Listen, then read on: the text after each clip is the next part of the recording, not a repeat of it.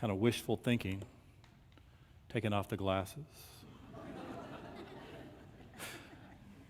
Where is the child who has been born King of the Jews? For we observed his star at its rising and have come to pay him homage. Christmas has come and gone, and we find ourselves at the Feast of the Epiphany, which was actually yesterday, but we are celebrating it today. Years ago, in the middle of Advent, my mother was talking to a woman while they were waiting at a hair salon. The woman told my mother how excited she was to go home that night. My mother asked her what she was so excited about. And the woman told my mother that her husband always gives her a gift every night during the 12 days of Christmas, and she was looking forward to another great gift that night. I used to poke fun at that woman for not understanding when the 12 days of Christmas actually begin. I would make some snarky comment like, I guess in these days of make-it-up religion, you can put the 12 days of Christmas wherever you want. But I have mellowed some, and I hope I have a bit more compassion than I once had, especially to church customs and traditions. Like today, you can also move the Feast of the Epiphany. The roof of the church will not fly off. At least I hope not. Years ago, I told this story about the woman and my mother to reinforce the idea that we honor traditions for a reason. Very firmly and authoritatively, I said this. Now I use the story as an example that it's okay to fudge a little with our customs and traditions and maybe even create a few new ones from time to time. However, and this is for email's behalf, I do assert that it is important to know what our customs and traditions are, where they come from, why we do them, why we've done them, even if we discern that adjustments are needed from time to time. So we've left Christmas behind and we've moved into the Epiphany season. But what does the word epiphany mean? Many of you have had epiphanies. At least I hope you have. Christian thinkers use the term epiphany to signify a manifestation of God's presence in the world. I like to think of epiphanies as moments when the light bulb finally comes on, like in the cartoons, right? Call it an aha moment. In college, I had a non-religious epiphany during college algebra.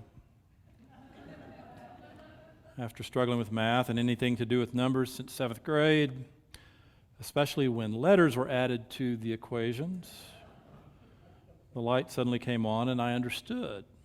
The veil was lifted. I was able to understand what X and Y had to do with 7 and 10, and from that point on, formulas containing letters and numbers became easier to understand. A year or two later, I aced statistics, which was amazing in and of itself, and thankfully they gave me a college degree following that. Epiphanies, both large and small, tend to be private events. Trying to share the details with another is fraught with complications. The words are never quite right, and even the most sympathetic listener cannot fully bridge the gap between description and being there. No wonder most folk keep their personal experiences of the holy to themselves.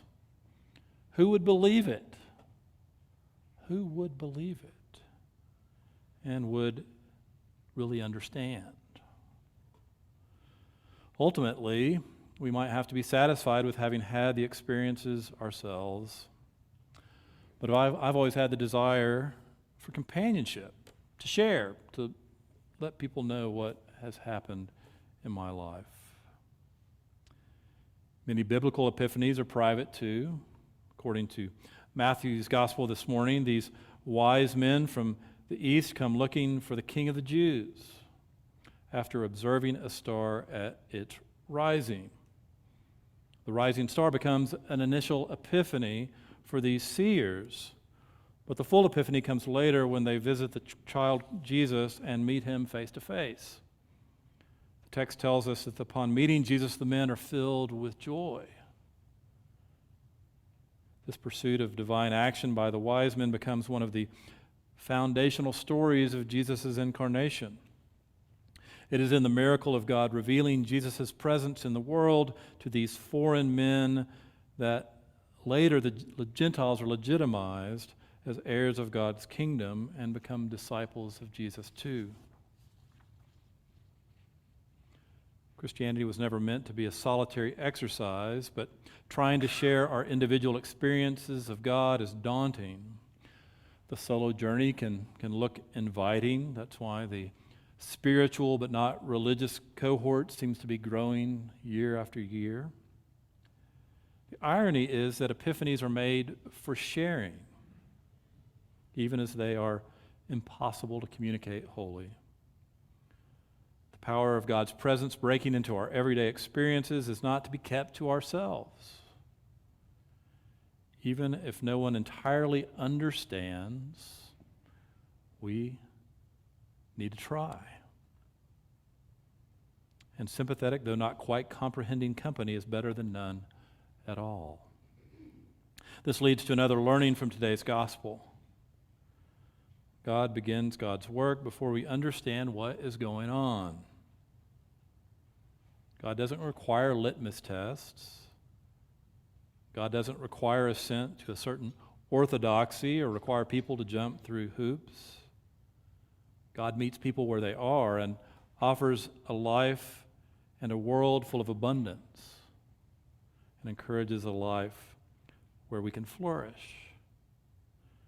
God, in the person of Jesus, shows us a way of being human that often runs contrary to the human examples that the world lifts up.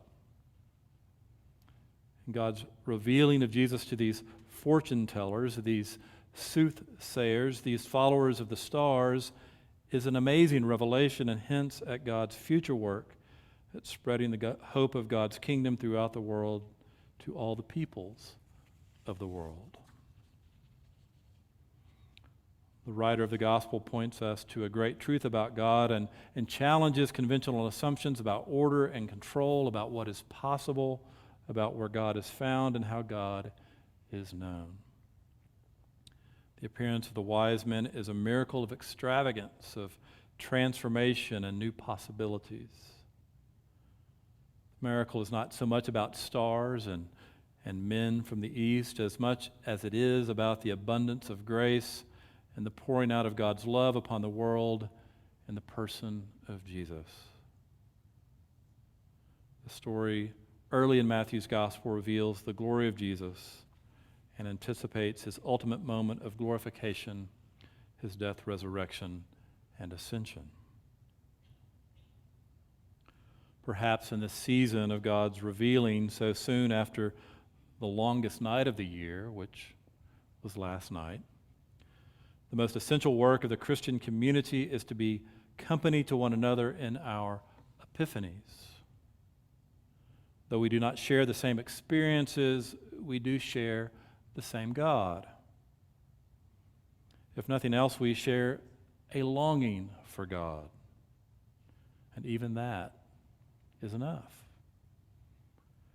We may have to work out our salvation in fear and trembling, but better to seek an understanding of God's calling in our lives with the companionship of others who've engaged in the same struggles than to go our lonely and often misguided ways. We may never quite bridge the gap that keeps us from fully understanding each other, but we can share this journey with the knowledge of the unlimited gifts that Jesus makes available to us. We may not fully understand. We may catch just a glimpse here or there. But the arrival of the Magi points us to the nature and character of God, a God who created us, loves us, and wants to be in relationship with us.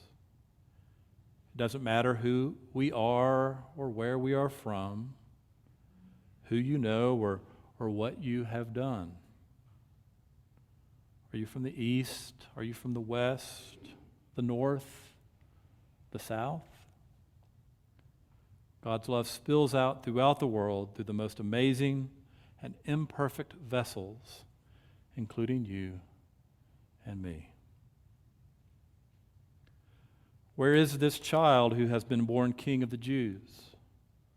For we observed his star at its rising and have come to pay him homage.